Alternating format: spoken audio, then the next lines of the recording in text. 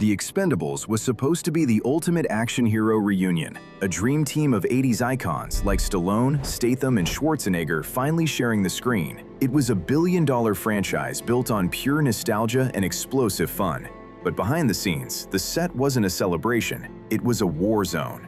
The real story is how the franchise designed to honor these legends almost destroyed them. From a brutal on-set fight that nearly ended in a fistfight between Stallone and Dolph Lundgren, to a public feud that led Stallone to call Bruce Willis greedy and lazy, and the toxic culture that forced Terry Crews off the movie for refusing to drop a sexual assault case. This is how The Expendables broke its own stars. The idea was simple, almost childlike. Take every action star from the VHS glory days, put them in one movie, and let the nostalgia bombs fly. It was a fanboy's dream, but in reality, assembling the Expendables was less like forming a supergroup and more like trying to cage a dozen alpha wolves who hadn't shared a screen or a paycheck in decades. This wasn't a cast, it was a collision course. The stage was set not for a movie, but for a meltdown. So the cameras start rolling, the legends are assembled. Now, what happens when you mix raw ambition with even rawer ego? You get a confrontation that nearly ended in a fist fight between star and director, and a stunt that almost left the franchise without its leader. How does a single line from Stallone make Dolph Lundgren ready to throw down? And what did Sly do that put him in surgery for the next decade? This is where the blueprints met reality, and reality hit back. Hard. First, the ego. The story goes that Stallone, directing the first film, was pushing for perfection.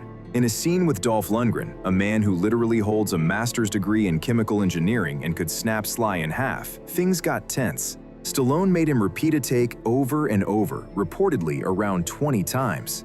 Frustrated, Sly finally snapped in front of the entire crew, screaming something along the lines of, "My grandmother could do it better than that. What the f*** are you doing?" For Lundgren, a fellow action icon, this wasn't direction, it was public humiliation. He later admitted he stormed off during lunch, called his wife, and said he was ready to knock the stuffing out of Stallone if it happened again. This was the first crack in the foundation, the moment it became clear that on this set, there was only one alpha. Luckily, Stallone realized he'd crossed a line and apologized, averting a real-life fight that would have been more brutal than anything in the script. But the second crisis was physical, and there was no apology that could fix it.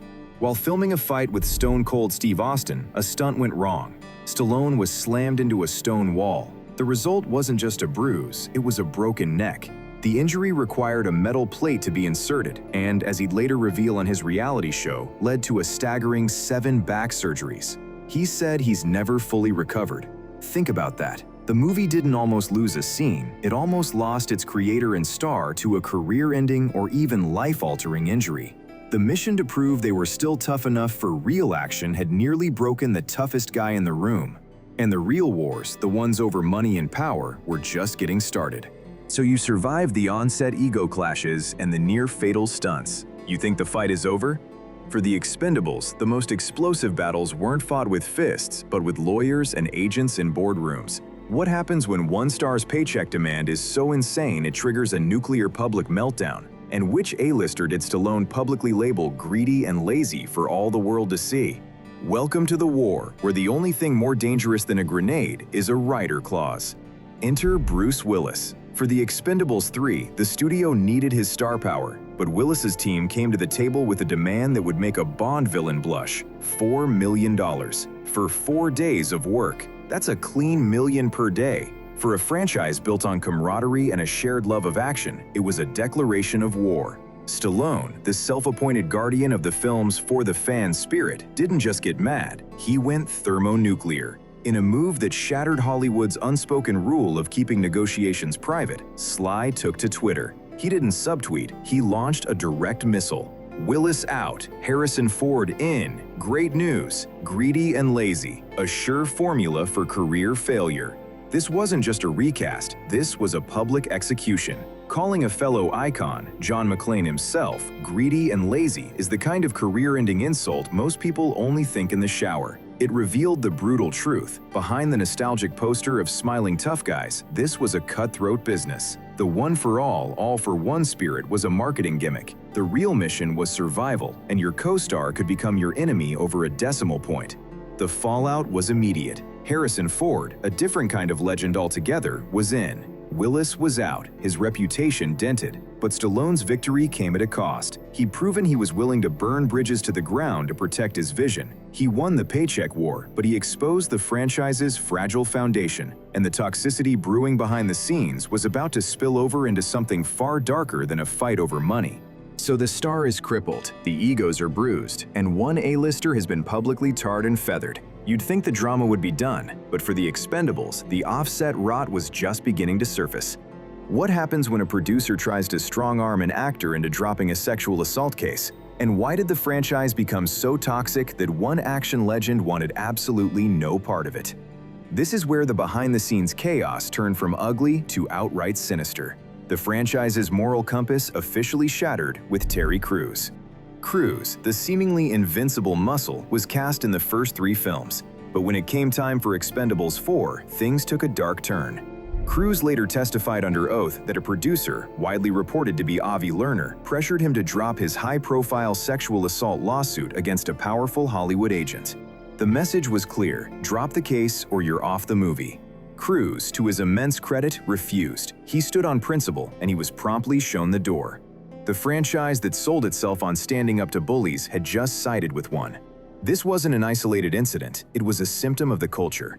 Remember Steven Seagal's vague excuse for never joining? His claim that he didn't like some of the people involved suddenly sounded less like petty gossip and more like a chillingly accurate review.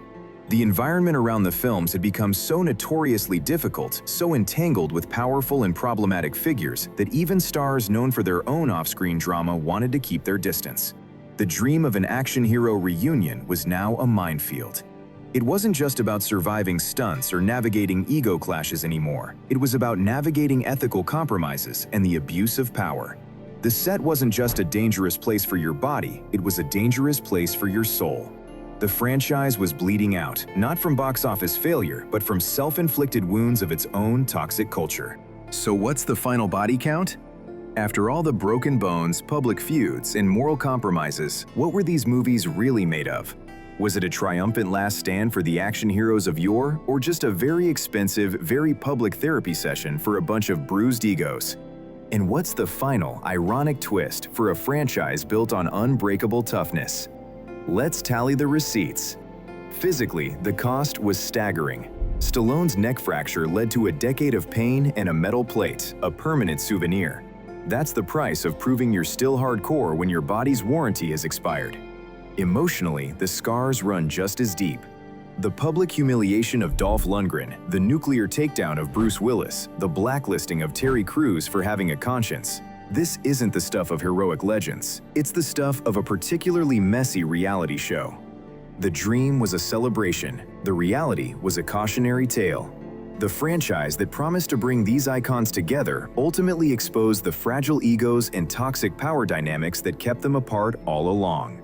The on-screen chemistry was fantastic, but it was built on a foundation of off-screen tension. So what's left in the armory? The 4th film flopped, effectively putting the franchise on ice.